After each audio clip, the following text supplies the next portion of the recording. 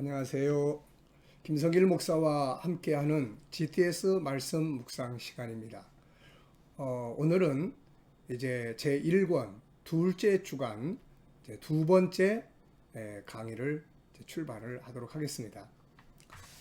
이번 주간의 본문은 마태복음 1장 18절부터 25절까지가 되겠습니다.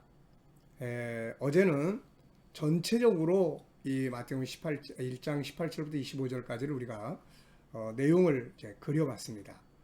동화도 만들어보고 그 안에 중요한 핵심적인 단어들도 우리가 살펴봤습니다. 오늘은 이제 그 2일차는 항상 있는 그대로 보면서 그 현장의 내용들을 분석하고 이제 기억하고 인지하는 이제 그런 시간입니다. 자, 그러면 먼저 오늘도 본문을 두 번 읽도록 하겠습니다. 자, 마태복음 1장 18절. 예수 그리스도의 나심은 이러하니라.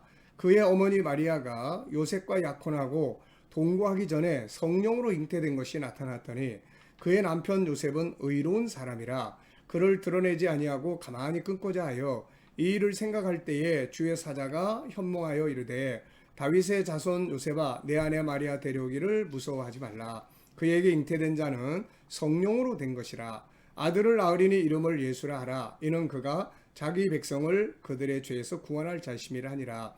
이 모든 일이 된 것은 주께서 선지자로 하신 말씀을 이루려 하심이니 이르시되 보라 처녀가 잉태하여 아들을 낳을 것이요 그의 이름은 임마누엘이라 하리라 하셨으니 이를 번역한즉 하나님이 우리와 함께 계시다 함이라. 요셉이 잠에서 깨어 일어나 주의 사자의 분부대로 행하여 그의 아내를 데려왔으나 아들을 낳기까지 동침하지 아니하더니 나음의 이름을 예수라 하니라. 아멘. 한 번 더 보겠습니다. 예수 그리스도의 나심은 이러하니라. 그의 어머니 마리아가 요셉과 약혼하고 동거하기 전에 성령으로 잉태된 것이 나타났더니 그의 남편 요셉은 의로운 사람이라 그를 드러내지 아니하고 가만히 끊고자 하여 이 일을 생각할 때에 주의 사자가 현몽하여 이르되 다윗의 자손 요셉아 내 아내 마리아 데려오기를 무서워하지 말라. 그에게 잉태된 자는 성령으로 된 것이라. 아들을 낳으리니 이름을 예수라 하라. 이는 그가 자기 백성을 그들의 죄에서 구원할 자이심이라 하니라. 이 모든 일이 된 것은 주께서 선자로 하신 말씀을 이루려 하심이니 이르시되 보라 처녀가 잉태하여 아들을 낳을 것이요 그의 이름은 임마누엘이라 하리라 하셨으니 이를 번역한즉 하나님이 우리와 함께 계시다 함이라.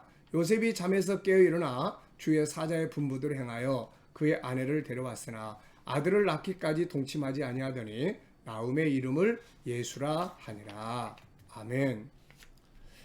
이 GTS 말씀 묵상은 앞서 말씀드린 것처럼 한 본문을 일주일 동안 계속 보는 것입니다. 우리가 성경을 이제 많이 읽는 그런 훈련이 아니고 우리가 이 성경을 내 생각 속에 많이 담는 그런 훈련입니다. 그래야 우리 안에서 이 말씀이 계속 살아서 역사하기 때문에 그렇습니다. 자, 여러 각도에서 한 주간 동안 여러 각도에서 이 말씀을 보기 때문에 다양한 깨달음, 다양한 느낌, 다양한 주님의 마음을 느낄 수가 있게 되는 거죠. 자, 오늘은 있는 그대로 보고 인지하기. 자, 그러면은 1번 예수님은 어떤 과정에 의해서 탄생하셨는가? 18절을 보면은 성령으로 잉태하셨다 이렇게 말씀하고 있죠. 성령으로 현장을 그대로 정리하는 거죠. 18절에서 가장 중요한 단어나 의미는 무엇이라고 생각하는가? 네, 여기서는 각자가 느끼는 것이 다 다를 수 있습니다. 18절에 어떤 사람은 뭐 예수를 이야기할 수도 있고 어떤 사람은 뭐 요셉을 말할 수도 있고 이건 자기 각자가 느끼는 것을 적으면 돼요. 저는 가장 중요한 단어 의미는 성령으로 잉태하심 이 부분을 이제 적었습니다. 이유는 무엇인가? 성령으로 잉태됐다는 것이 왜 중요한가? 네, 다른 이제 단어를 썼으면 그 단어가 가지고 왜 그 단어를 중요하게 생각을 했는가 하는 이유를 적으면 됩니다. 저는 이제 성령으로 잉태된 것을 기록했기 때문에 이제 성령으로 잉태된 것이 왜 중요한가 하는 이유를 적었습니다. 예수께서 사람의 결혼, 남녀가 결혼을 한 상태에서 잉태되었다면 인간의 구세주가 될 수가 없죠. 왜냐하면은 그도 똑같은 죄의 혈통을 가지고 있기 때문에 구세주가 될 수가 없는 겁니다. 근데 예수님이 인간의 혈통으로 온 게 아니고 바로 창조주의 능력으로 바로 육체를 입고 이 땅에 오신 거죠. 바로 그것이 성령으로 잉태됐다는 것이 중요한 의미입니다. 그래서 예수님은 하나님이시면서 육체를 입은 사람이 되실 수가 있고 우리의 죄를 해결할 수 있는 유일한 구세주가 되실 수가 있는 거죠. 자, 둘째 질문입니다. 요셉은 마리아와의 관계를 어떻게 하려고 했는가? 19절에 보면은 어떻게 하려고 했습니까? 여기 보면은 조용히 가만히 막 드러내지 않고 가만히 끊고자 했어요. 자, 이 19절에서 가장 중요한 단어나 그렇다면 의미는 뭐라고 생각하는가? 이제 앞부분은 있는 그대로 적으시면 되고 뒷부분은 내가 생각할 때 그 한 절 속에서 중요한 단어나 의미는 뭔가를 찾으시면 돼요. 저는 이제 의로운 사람이라는 것을 찾았어요. 왜 이것을 적었냐면은 사실 당시 법대로 하면 마리아는 공개 처형을 당해야 돼요. 수많은 사람들에게 돌로 맞아 죽어야 됩니다. 그런데 요셉은 이 부분에 대해서 궁금하고 당혹스러웠지만 그래 내가 조용하게 정리하면 되지 애꿎은 생명을 죽일 필요가 뭐가 있나. 그래서 사실 이 사람이 이런 태도 때문에 참 하나님이 기뻐하셨고 또 천사를 보내주셨던 거죠. 자, 그 다음에 이제 세 번째 질문입니다. 요셉이 마리아와 조용히 헤어지려고 했을 때 주의 사자가 와서 무엇이라고 이야기를 했느냐. 네. 그래서 20절로 23절에 보면은 주의 사자가 와서 무슨 이야기를 했냐면은 이런 이야기를 했죠. 22절에 보면은 이 모든 일이 된 것은 주께서 선지자로 하신 말씀을 이루려고 하신 것이다. 네, 선지자의 예언. 이거를 예언한 선지자가 누구냐면은 이사야 선지자예요. 그래서 이사야서 7장 14절에 처녀가 잉태하여 아들을 낳을 것이고 그 이름은 임마누엘이라고 한다. 이렇게 이제 미리 예언을 해줬죠. 네, 그래서 이 예언대로 이 일이 이루어진 것이다 라는 걸 천사가 이야기해 줬던 거죠. 자, 20절로 23절에서 가장 중요한 단어나 의미는 뭐라고 생각하는가? 저는 이거는 이제 각 사람마다 다 다를 수 있어요. 그러니까 제가 이야기하는 것은 저의 생각입니다. 저는 20절 23절에서 가장 중요한 부분은 선지자의 예언이 이루어졌다라는 부분이에요. 선지자의 예언. 이게 참 굉장히 중요한 말이라 저는 생각을 합니다. 그 이유가 뭔가? 만약 선지자가 예언을 했는데 이루어지지 않았다면 하나님의 구원도 이루어질 수 없고 오늘 우리가 믿음의 기준이 없어져 버리는 거죠. 우리는 하나님이 선지자들을 통해서 또 사도들을 통해서 주신 그 말씀이 그대로 이루어질 것을 믿고 우리는 살아가는 사람들입니다. 그래서 선지자의 예언이 그대로 이루어졌다는 것은 굉장히 중요한 것이죠. 왜냐하면 앞으로 될 일도 다 그대로 이루어질 것이기 때문에. 자, 넷째 질문입니다. 이름을 예수라고 했는데 의미는 무엇인가? 21절에 보면은 그 이름의 의미는 이렇게 써놨죠. 아들을 낳으리니 이름을 예수라 하라. 이는 그가 자기 백성을 그들의 죄에서 구원할 자십니다. 죄에서 구원한다는 뜻이에요. 예수라는 말은 죄에서 우리를 구원한다. 그래서 예수 믿으면 죄에서 구원받는 거죠. 예수를 믿으면서도 예수님이라는 이름의 뜻도 모르고 우리가 믿는다면 좀 부끄러운 일이죠. 자, 그래서 예수, 구원자라는 말입니다. 자, 21절에서 가장 중요한 단어나 의미는 무엇이라고 생각하는가? 저는 예수라는 단어를 썼어요. 이유는 뭔가? 이분 때문에 우리가 내 죄에서 구원을 받을 수 있기 때문에 이 단어가 예수님의 이름인 이 단어가 굉장히 중요하다 이렇게 생각을 했습니다. 자, 다섯 번째는 천사의 말을 들은 요셉은 어떻게 행동을 했는가? 자, 24, 25절에 보면은 천사의 말을 듣고 이 요셉이 그런 쓸데없는 소리 하지 마세요 이렇게 얘기한 게 아니고 그걸 믿었습니다.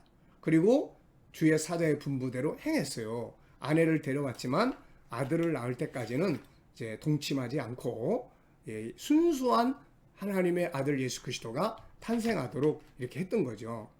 자, 24, 25절에서 가장 중요한 단어나 의미는 뭔가?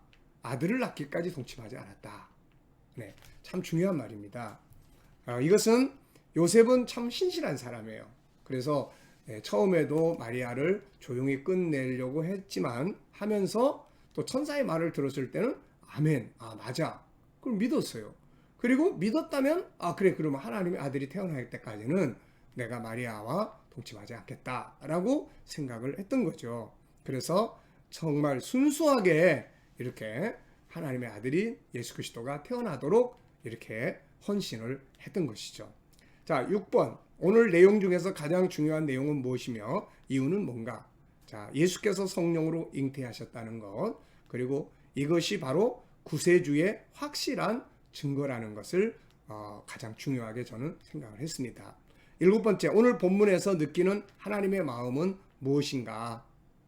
요셉이 막 괴로워할 때 하나님이 그거 보시면서 하나님도 안타까워하시지 않았을까?